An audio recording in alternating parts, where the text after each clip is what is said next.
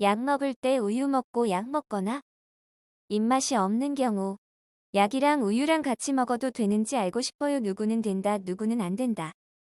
의견이 분분해서요. 좀 전문적인 대답을 듣고 싶은데. 안녕하세요. 지식틀치기입니다. 먼저 답변 드리기 전 이미지 저작권상 화면과 음성이 고르지 않은 점 양해 바랍니다.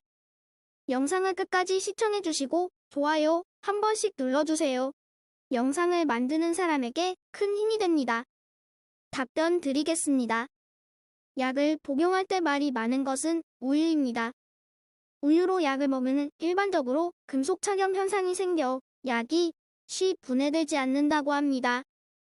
영아나 유아에게 약을 먹일 때 우유를 피하라는 것도 이 때문입니다. 하지만 우유가 무조건 안 좋다고 할 수는 없습니다. 지용성 비타민제를 포함한 일부 약은 도리어 우유와 마시는 것이 좋다더군요. 우리가 보통 약을 먹을 때는 통상적으로 물과 함께 먹죠. 하지만 물이 없다면 다른 것으로 그 역할을 대신할 수도 있습니다. 약에는 각각 독특한 작용이 있으므로 그 약에 적합한 올바른 음료수를 선택하는 것도 매우 중요합니다. 따라서 약을 마실 때 우유나 탄산음료를 마시면 안 된다거나 차를 마시면 안 된다는 것 또한 모든 약에 해당되는 것은 아니라는 것입니다. 예를 들어 홍차나 녹차 같은 차에는 탄닌이 함유되어 있어 만약 철분이 함유된 약일 경우에는 그 탄닌이 철분과 결합해 탄닌산초를 만들고 그것은 독은 아니지만 위장에서의 흡수를 방해하여 약의 효과를 약화시키는 결과를 초래합니다.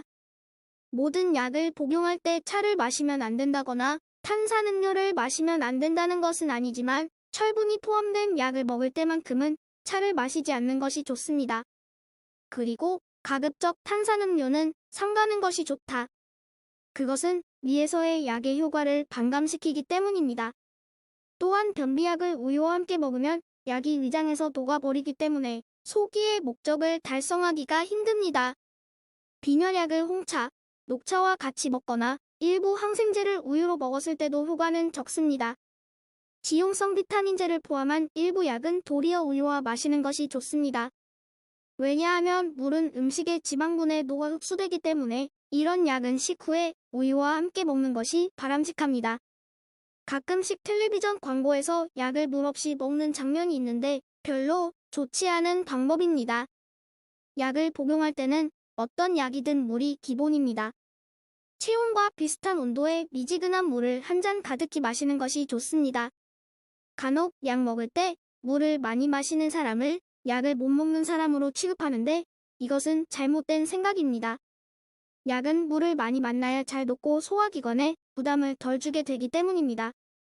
사람에 따라서는 물 없이 약을 먹으면 약이 용해되지 않은 채 배출될 가능성이 있습니다. 약을 위해서 빨리 용해시키기 위해서는 체온과 비슷한 정도의 미지근한 물을 빨리 많이 먹는 것이 가장 좋습니다. 오히려 물 없이 약을 먹게 되면 녹는 시간이 오래 걸려 약효만 늦어지게 됩니다. 약에 따라선 고농도로 녹으면서 체내 점막을 상하게 하기도 하고 또 캅셀 등은 목에 걸려 애를 먹을 수도 있습니다.